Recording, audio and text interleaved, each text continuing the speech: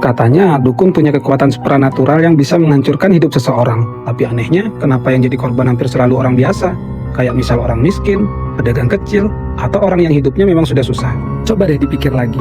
Pernah dengar koruptor besar atau penjajah zaman dulu disantet sampai jatuh miskin? Jarang kan? Bahkan hampir nggak ada. Anehnya orang-orang yang punya kuasa justru hidup sehat dan sejahtera. Dan kalau ditanya kenapa santetnya nggak mempan, alasannya hampir selalu sama.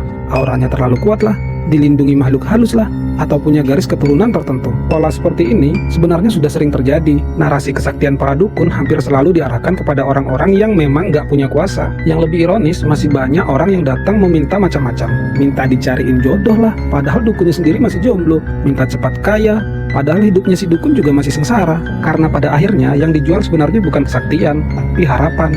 Dan masalahnya, harapan itu sering dieksploitasi saat seseorang sedang takut, sakit, atau sedang putus asa. Kalau dipikir-pikir, klaim kesaktian seperti santet atau guna-guna hampir selalu runtuh ketika diuji secara fakta. Tapi lalu muncul pertanyaan lain. Kalau santet nggak nyata, kenapa ada orang yang benar-benar jatuh sakit setelah dibilang kena santet?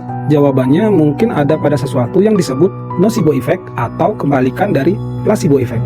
Kalau sugesti positif bisa membantu seseorang merasa sembuh, maka ketakutan yang ekstrim juga bisa menghancurkan tubuh. Saat seseorang percaya dirinya disantet, otaknya langsung merespon dengan stres dan kepanikan yang luar biasa. Tubuhnya terus siaga, tidur terganggu, nafsu makan hilang, sistem imun pun ikut melemah. Dan lama-kelamaan kerusakan fisik beneran bisa muncul.